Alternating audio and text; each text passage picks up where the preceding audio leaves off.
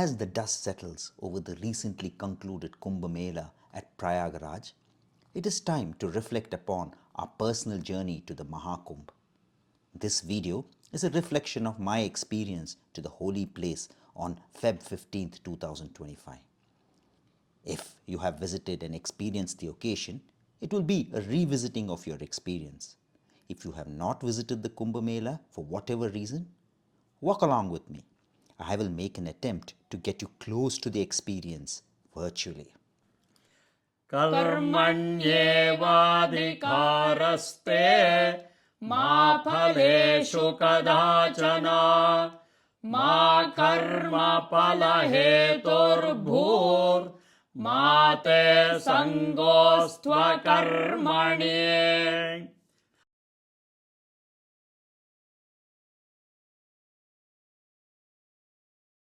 Three doctors, Dr. Madhushri, Dr. Uma Shankar, and yours truly, Dr. Vijayakumar, arrived at about 8:30 a.m. at Prayagraj Airport on the 25th February 2025. We, along with a young guide, started our walk towards the Sangam for our first engagement, the Snan at Triveni Sangam, the confluence of the three holy rivers. 10 had planned to make this pilgrimage, but only 3 were left standing in the end, the others dropping out for various reasons. Man proposes, God disposes. We took it in our stride and braved the crowd. Crowd were overwhelming. People in front, people behind, people to the left and people to the right, all marching towards one destination, the Triveni Sangam. Some on two-wheelers, some carrying bags and sacks on their head, all with adrenaline surging. People from the north, east, west and south of Bharat, all merging in one sea of humanity. One wonders what draws them all at the same time to this place. Like iron to a magnet, people from all over the world were attracted to this pilgrimage. This has happened before, many times, once in 12 years, for a sea of humanity to gather at a distant spot. I felt we were tracing the path of our ancestors and feeling a sense of connections with long gone elders. In ancient times, when people felt the need to learn more about God, they set out on a pilgrimage. The journey was difficult, but the experience was worth it. Interacting with people and handling situations, dwelling deep within to get the resilience to handle difficult situations. Coming out stronger and a wiser person was the prize they got. Be open to the process and you will see God within. The pilgrim's destination was usually at a place near a lake, river, deep in the hill or at a green and cool place. They would meet others with a similar quest, exchange ideas and knowledge and make acquaintances. The religious texts say, a pilgrimage is a place where one can learn to float or cross over the vast rivers of life. The Shiva Purana, Padma Purana and Skanda Purana are devoted to benefits of pilgrimages. A pilgrimage should have two objectives, the cleansing of the mind and welfare of the self. The people who benefit from pilgrimage are people who look inwards and learn to control the mind. We arrived at the Sangam Dwar and had a first glimpse of the Sangam after a march of a few kilometers in the crowd. You could see the joy and relief on the faces of the Yatris on seeing the confluence of the Ganga, Yamuna and the now long disappeared Saraswati, the river worshipped and praised in the Rig Veda. For me, it felt like two ancient periods connected by a bridge of time.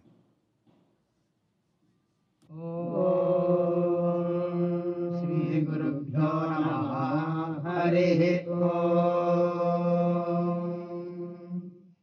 Gananam Tva Ganapatim Havamane Kavim Kabinamo Pavasravastamam Jeshtarajam Brahmanam Brahmanaspata Anashranvannoti. We had our snan or holy dip with faith and devotion, which is essential for a journey such as this.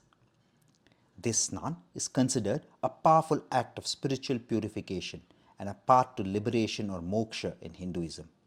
It is believed to cleanse sins and grant divine blessings. This bath acts as a powerful connection with the mortal and divine world. We felt rejuvenated after this bath. Certain astrological dates are designated for a Shahi Snan or royal bath. The dates are Paushya Purnima, Makara Sankranti, Mauni Amavasya, Basanta Panchami, Magha Purnima, and Mahashivaratri. Devotees throng this site on these auspicious days. This year, on the occasion of Mauni Amavasya, that is 29 Jan 2025, a stampede occurred leading to the death of many devotees. Our Shraddhanjalis to them. We next visited Patalpuri, which is an underground set of temples and holy places. The temple is located within the grounds of the historical Prayagraj fort, earlier called Allahabad Fort. This fort is said to have been constructed by the Mughal Emperor Akbar. It is said that Lord Ram and Mata Sita worshipped here while on their Vanavas. The Akshyavat or the undecaying banyan tree grows outside this temple. Come along, let us visit and learn more about them. The journey gives you multiple opportunities to restrain yourself and thereby benefiting from the pilgrimage.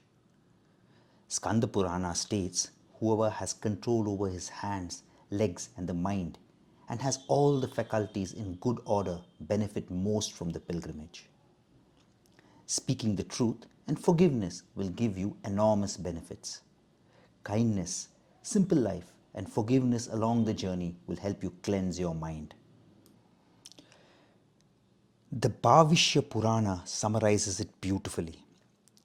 When the hands, the legs, the mind, and the speech are in balance, and the person is knowledgeable, reputed, and devoted, one benefits from a pilgrimage.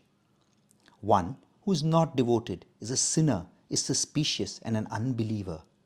These kinds of people never benefit from a pilgrimage.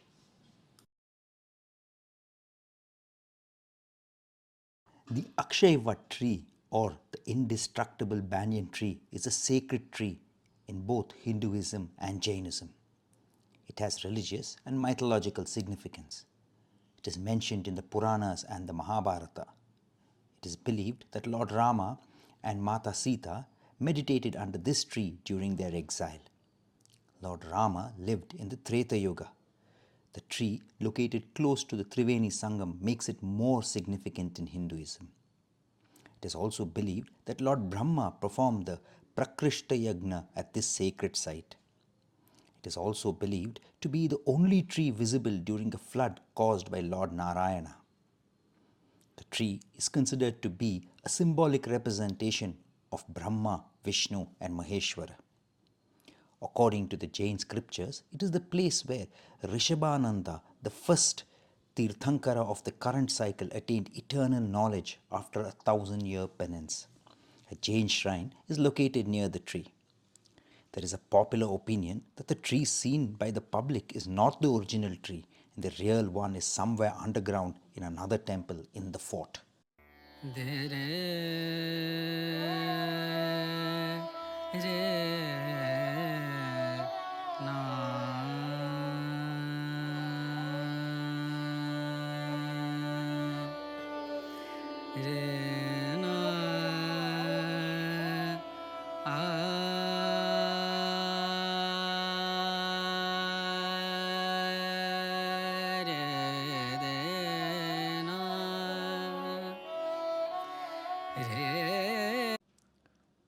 We descended a flight of stairs and entered the Patalpuri Temple complex.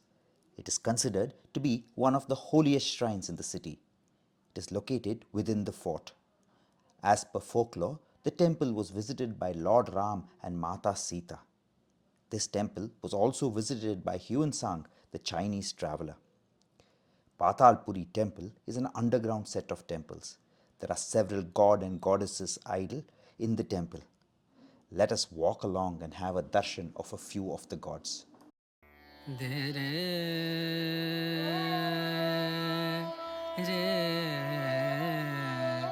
na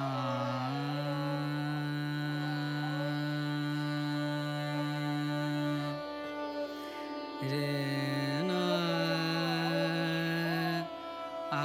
re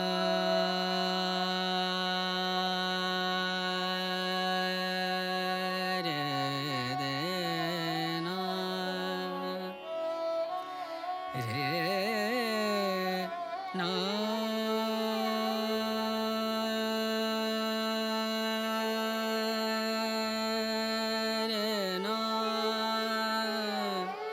re na re na de re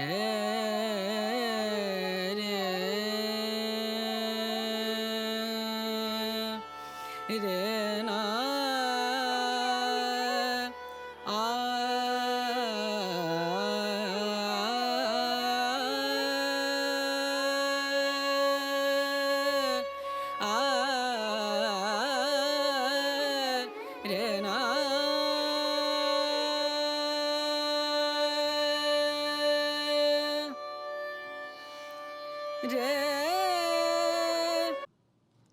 Saraswati Coop is a well located inside the Prayagraj fort. It is believed to be connected to the invisible Saraswati, and this place is visited by pilgrims during the Kumbh Mela. The river Saraswati is mentioned as a great river in the Rig Veda. Many hymns mention its names. The word Saraswati is the feminine form of adjective Saraswat. It is derived from sa plus rasa plus wat.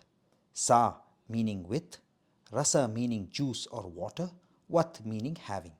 Saraswati means that having pure water. For me, the Sangam is the link of the unbroken, age-old continuity of the Hindu religion. Invisible Saraswati representing the Rigvedic past, Ganga the Vedic and present age, Yamuna the Bhakti movement.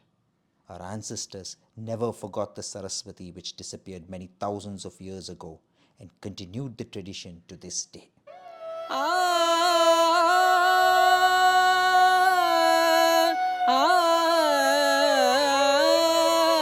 We rested after our visit to Patalpuri. People, tired from the long hike, rested wherever they found a place to sit and some shade. The pilgrimage brought out the inner strength and a sense of acceptance in us. As we rest, let us understand more about the Kumbh Mela and its origins. The Purna Kumbh Mela is celebrated once in 12 years.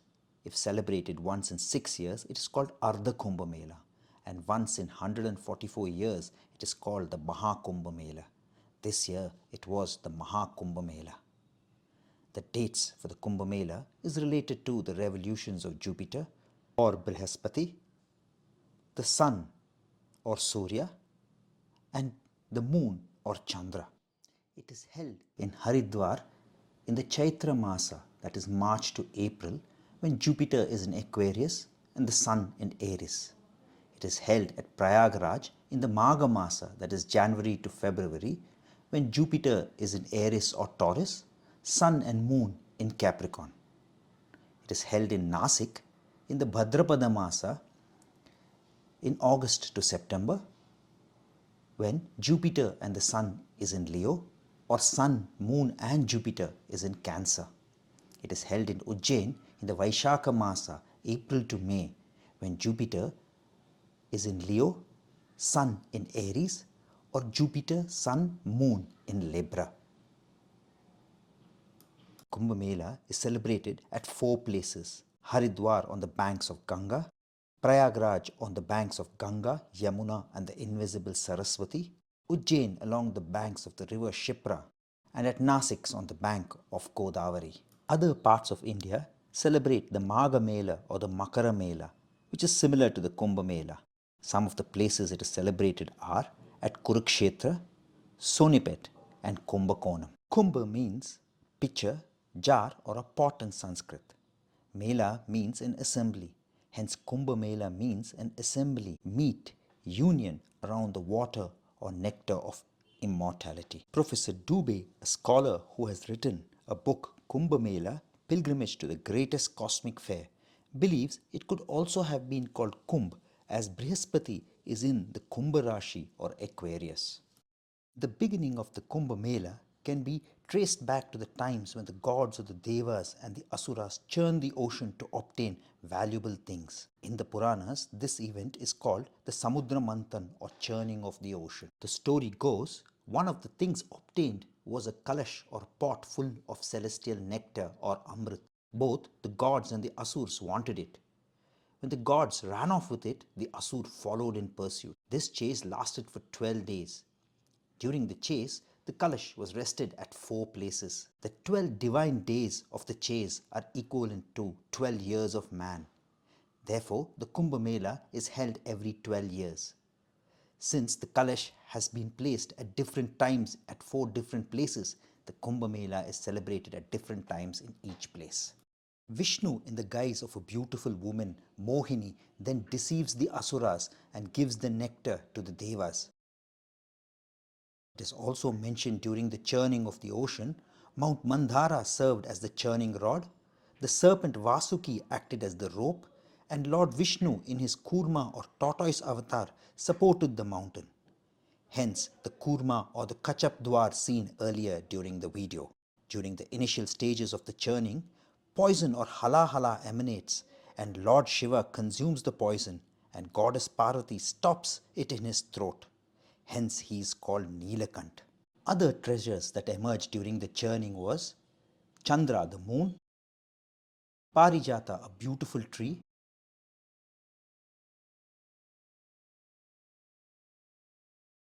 Airavata, Indra's elephant, Kamadhenu, the cow of plenty, and Dhanavantri, the physician of the gods.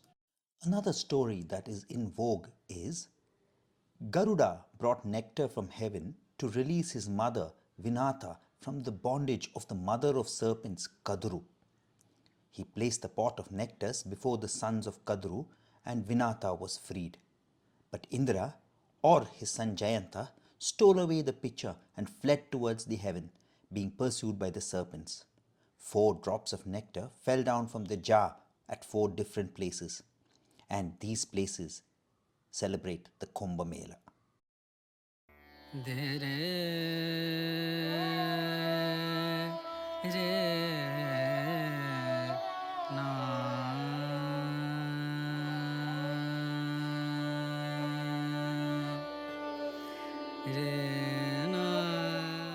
One of the main attractions of Kumbh Mela is the various Akhadas. Akhadas, a monastic institution or sects that unite sadhus or ascetics under specific spiritual tradition and practices and serve as centers of learning and spirituality. The system of Akaras date back to as far as early 8th century when Adi Shankara is believed to have established 7 Akaras. Currently, there are 13 Akaras. There are 7 Shaiva Akadas, 3 Vaishnava Akadas, 2 Udasin Akadas, and 1 Sikh Akada. The 7 Shaiva Akadas are Juna Akada. It is the largest of the 13 Akadas. They worship Lord Dattatreya. The Kinnara Akada or transgender Akada is under the Juna Akada. Sri Panchayati Niranjani Akhada, they are located at Prayagraj and they worship Lord Kartikeya. Sri Pancha Atal Akhara, located at Varanasi. Sri Pancha Dashanam Avahana Akhara at Varanasi. Ananda Panchayati Akhada, located at Nashik. Sri Panchayati Mahanirvani Akhada, located at Prayagraj. They worship Rishi Kapila.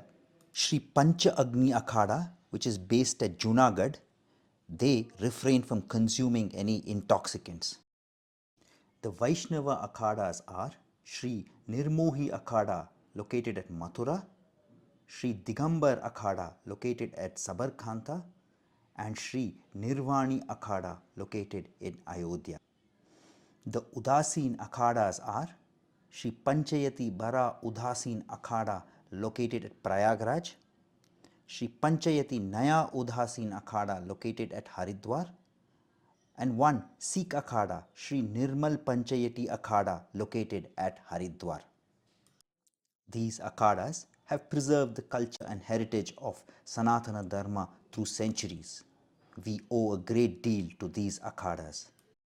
We visited the Rudraksha Baba for his blessings. He carries a weight of about 45 kgs of Rudraksha on his head.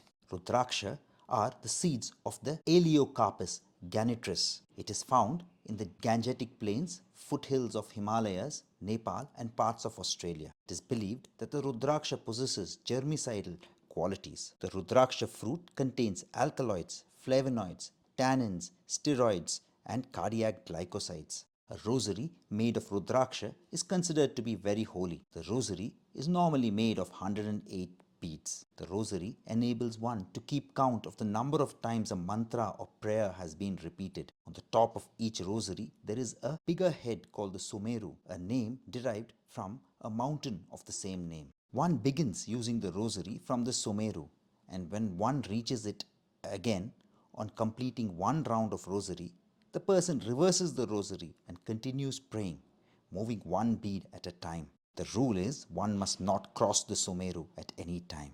Rudraksha beads come in many forms. They could be from 1 to 14 faced.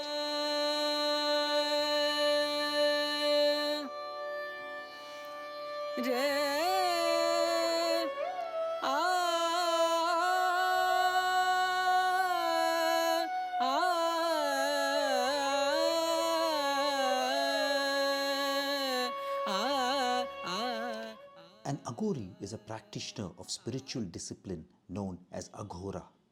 They are devotees of Shiva known as Bhairava.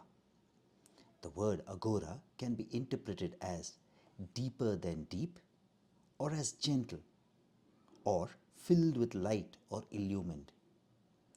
Agora is the highest point of Tantra, whose supreme deity is the mother goddess. The aim of Tantra is Laya, meaning the return of the seeker to the state of undifferentiated existence. Tantra is bereft of tenets and dogmas. It consists only of methods for achieving Laya or union of the individual with the infinite. An Aghorie believes Brahman Sat, Jagat Sat, contrary to the Advaita philosophers who say Brahman Sat, Jagat Mithya. Agora teaches you to embrace the world, embrace impurities, embrace darkness, and push on till you see the light.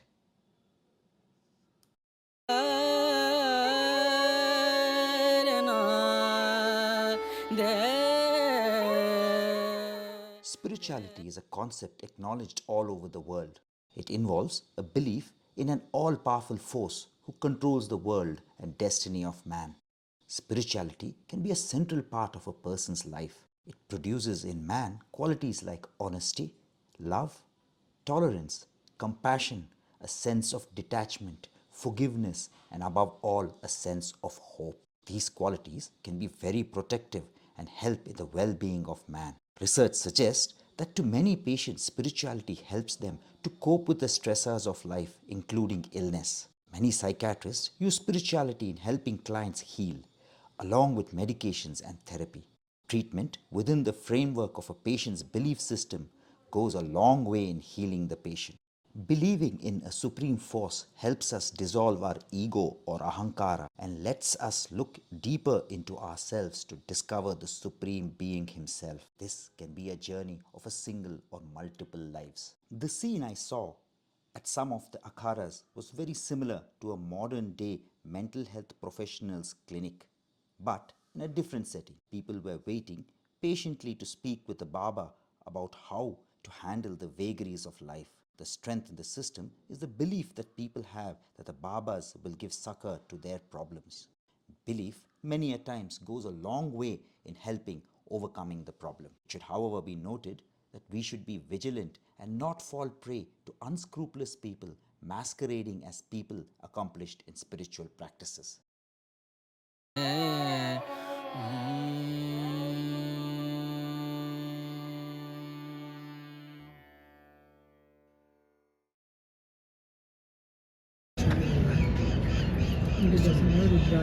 आनंद मिलेगा, आध्यात्मिक मिलेगा, भौतिक ज्ञान से हटेंगे और शांति, मन की शांति, मन की माया शांति नहीं देता है, केवल भजन ही परमात्मा की शांति देगा। मकान, गाड़ी, घोड़ा ये तो केवल एक निमित्त मात्र के लिए, यहाँ तक कि भौतिक ज्ञान के लिए। मेन तो हमको वहाँ जाने की रास्ता देखना है कि जिसके पास से आए उसके पास क्या जवाब देना है, नहीं उसके पास कुछ जवाब तो देना होगा। इसीलिए हमको यहाँ से यत्न हो जाना चाहिए कि हम लोग पहले प्रथम प्रातःकाल मंदिर तो भगवान 4 बजे आ जाते हैं। हर घर के दरवाजे पे ही भगवान आते हैं 4 बजे मंदिर जाइए, वो देखते हैं सब सोए हैं, फिर वो आगे बढ़ जाते हैं। ये जगह है वहाँ पर प्रवेश हो जाता है। मॉर्निंग में सूर्य नारायण नमस्कार, अपना जो पूजा करते हैं वो करो, शास्त्र सुरहित उसके चरण छुओ। तीसरा काम चप्पल पहन के भोजन नहीं बनाने का है, उसमें अन्नपूर्णामा भंडार अशुद्ध हो जाता है, तो उसको पाने वाला भी अशुद्ध हो जाता है। कि ये वो ठाकुर तो एक कारीगर ने बना है, इस ठाकुर को तो परमात्मा ने, उसको हम जानते भी नहीं, उसने बना के पहुँचा है, इसको शुद्ध रखना जरूरी है। हरिओम तत्सत। अब नमः शिवाय, नमः शिवाय, नमः शिवाय। जय। Ascetic practices like always standing are common practices which are used as a path to spiritual growth or redemption.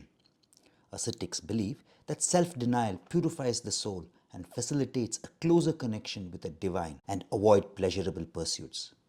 These practices helps us to control and still our mind, allowing us to look deeper within ourselves to identify the Supreme Being. Asceticism, in a psychological context, is a defense mechanism where an individual actively eliminates or suppresses pleasurable aspects of life. The primary goal of this defense is to protect oneself from the perceived dangers of becoming overtly pleasure-seeking.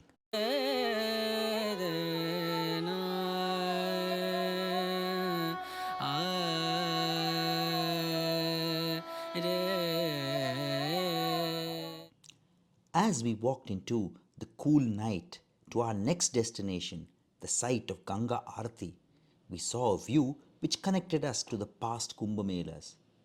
The street was lined with street vendors selling various colourful trinkets, and Baba's tents lined the far end of the street. This was probably the same scene seen by millions in the days gone by. भरन्तयेमसि राजन्तमध्वराणाम् गोपामृतस्य दीदीविम् वर्धमानम् स्वेदमे सनः पितेव सूनवेग्ने सूपायनो भव स च श्वानस्वस्तये वायवायाहि दर्शते मे सोमा कृताः तेषाम् पाहि श्रुधीहवम् वायमुक्तेभिर्जरन्ते त्वामच्छाजरिताराः सुतसोमा अहर्विदाः वायो तव प्रपञ्चति धेनाजिगाजिदासुषे पुरोति सोमपीतये इन्द्रवायो इमे सुतामुपप्रयोभिरागतम् इन्दवो वामुषन्तिः वायविन्द्रश्च चेततः सुतानाम् वाजिनीवसु आवायातमुपद्रवत् वायविन्द्रश्च सुन्वत आयातमुपरि. As we walked along the Ganga river, I was reminded of the story of how the holy Ganga was brought to the earth. It is a popular tale. There ruled a king named Sagara in Ayodhya. He had 60,000 sons. King Sagara decided to perform the Ashwamedha Yagna. Indra, the king of the gods, was alarmed by this news as he realized that King Sagara would become very powerful once he performed this yagna, and he was afraid that he might dethrone him. So he stole the horse of the Ashwamedha Yagna and took it to Patala, that is the netherworlds. He quietly kept the horse where sage Kapila was meditating, and he went away. Searching for the horse, Sagara's son eventually reached Patala and saw the horse standing near sage Kapila. Mistaking the sage to be a thief, they started to attack him. His meditation was broken, and in anger he reduced all the princes to ashes. Narada broke the news of his son's fate to King Sagara, who was shocked. He rushed to sage Kapila and begged pardon, beseeching that his son be brought back to life.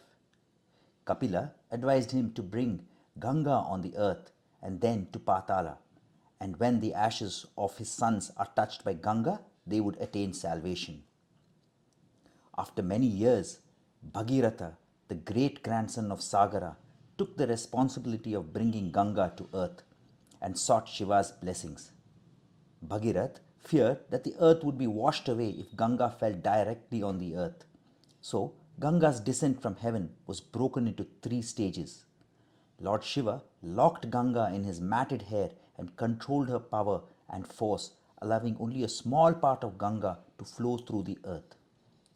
Bhagirath, by blowing his conch, showed her the direction, and ultimately she reached Patala and flowed over the ashes of the long dead sons of Sagara. Since Bhagirath's penance brought Ganga to earth, she is considered his daughter and is also known as Bhagirathi. Since then, Ganga exists in 3 worlds: heaven, earth, and Patal. She is known as Mandakini in heaven, Ganga in earth, and Bhagirathi in the netherworlds. The Ganga Arti is a spiritual ceremony performed in honor of the river Ganga, as she is considered to be a goddess, and to express gratitude and reverence for its perceived power to cleanse sins and grant spiritual purity.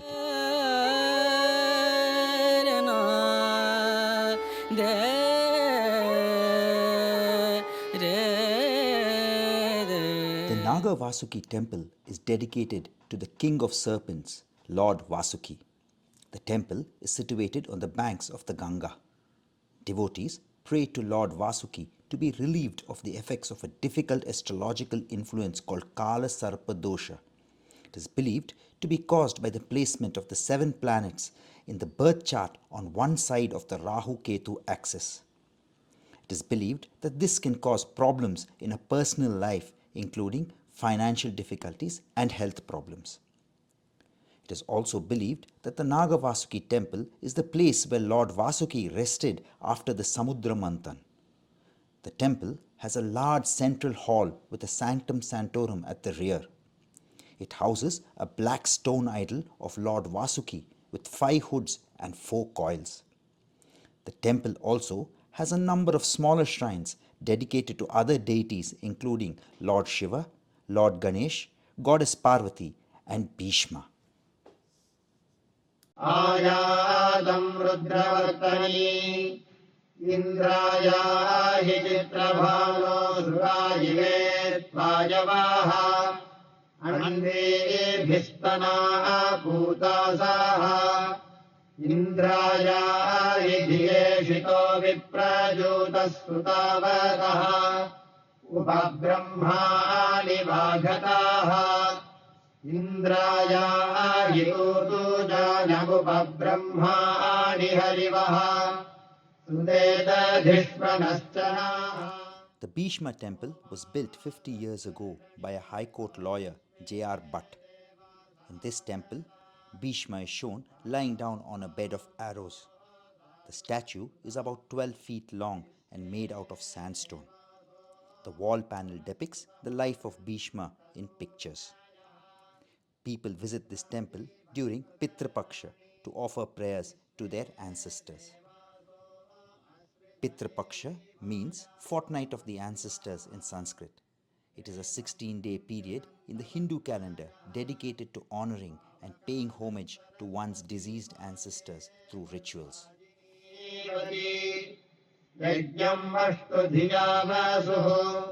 चोदयित्री सुमृतानां चेदन्ति सुमतीनां यज्ञं दधे सरस्वती महो अन्नः सरस्वती प्रचेदयति केतुना धियो विश्वा विराजति रूपकृत्रुमूतये सुदुघामिव गोदुहे जुहोमसिद्यविद्यवि उपनः समनागहि सोमस्य सोमपाः पिब गोदायिद्रेवतो मदाः अथा ते अन्तमानाम् विद्यामसुमतीनाम्